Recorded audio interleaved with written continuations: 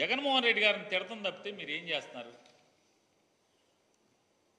ఇసుక అయిపోయింది కదా, ఉచిత ఇసుక కొండెక్కింది కదా, కొండెక్కేసింది.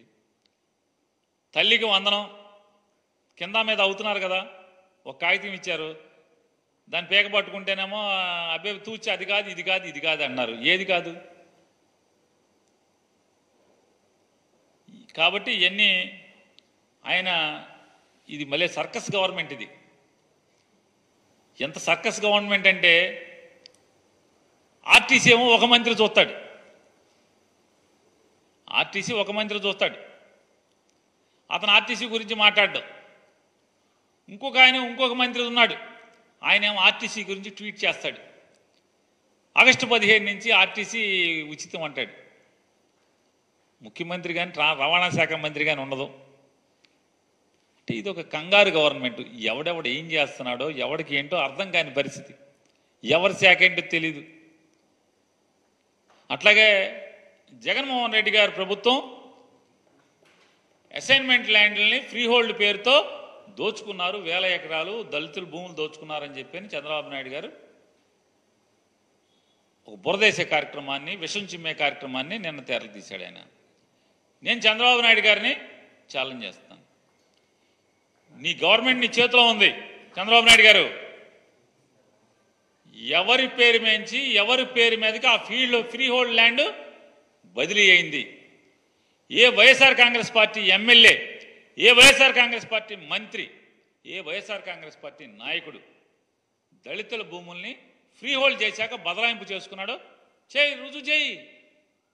నీకు చేతనైతే, నీలో నిజాయితీ ఉంటే చంద్రబాబు నాయుడు గారు, మీలో నిజాయితీ ఉంటే, మీలో చిత్తశుద్ధి ఉంటే, నిజంగా నువ్వు 40 ఏళ్ల ఇండస్ట్రీ 14 ఏళ్ల అనుభవం ఉన్నాడైతే, జగన్మోహన్ రెడ్డి గారు ఏదైతే దళితులకి 20 సంవత్సరాల భయపడి ఎవరైతే అనుభవిస్తున్నారో ప్రభుత్వ భూమిని అసైన్మెంట్ ద్వారా, ఆ వంశీకులకి లేకపోతే వారి వారసులకి ఆ భూమిని సొంత ఆస్తిగా చేసినటువంటి జీవో ప్రకారం ఆ భూమి ఎక్కడైనా ఎవరి పేరు మీదైనా వైఎస్ఆర్ కాంగ్రెస్ పార్టీ ఎమ్మెల్యే పేరు మీద కానీ మంత్రి పేరు మీద కానీ బదలాయింపు, జగన్మోహన్ రెడ్డి గారి పేరు మీద కానీ వాళ్ళ కుటుంబ సభ్యుల పేరు మీద కానీ బదలాయింపు అయిందా? చూపించు. ప్రభుత్వం మీదే కదా, మీ చేతిలో ఉంది కదా. ఈ తప్పుడు మాటలు ఎందుకు చంద్రబాబు నాయుడు గారు? అసత్యాలు ఎందుకు? చెప్పాలి కదా. కేవలం బట్ట కాల్చి మొహం మీద వేయటం తప్పితే, ఎన్నికల ముందు ఏ రకంగా అయితే విషం చిమ్మారో అదే విషం చిమ్మే కార్యక్రమాన్ని ఇంకా కొనసాగింపు తప్పితే, ఎస్ మీలో కలేజా ఉంటే, మీలో సత్తా ఉంటే, మీలో అనుభవం ఉందని చెప్పని మీరు ఏదో అనుకుంటున్నారు కదా. మీ అనుభవం ఉందే నిజమైతే ఈ సమాజం ముందు పెట్టండి. జగన్మోహన్ రెడ్డి గారి ప్రభుత్వం ఏ దళితుల భూమి, ఏ ఎమ్మెల్యే, ఏ మంత్రి బదలాయించుకున్నాడో పెట్టాలి కదా.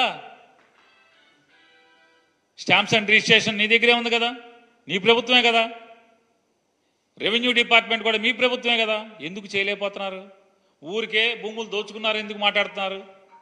ఆధారాలతో సహా కదా మీరు చెప్పాల్సింది. ఎందుకు చెప్పలేకపోతున్నారు? ఏం చేయాలో అర్థం కాదు, అలవ కాని హామీలు. ఇదే మరి 5-10 కుర్రాడితో పోటీ పడి ఆ కుర్రాడిని నాశనం చేయటం కోసం విషం చిమ్మి దుష్ప్రచారం చేసి జనం మెదడులోకి విషాన్ని ఎక్కించి జనాల్ని లోబర్చుకోవటం కోసం అధికారాన్ని ఏదో రకంగా సంపాదించడమే, పొందటమే దిక్కుమాలిన మార్గంగా మీరు ఎంచుకుని ఈ అలవకాని హామీలు ఇచ్చి వాటిని అమలు చేయలేక దిక్కులు చూడటం తప్పితే ఏముంది? వాళ్ళు మీరు 35 రోజుల్లో చేస్తున్నది.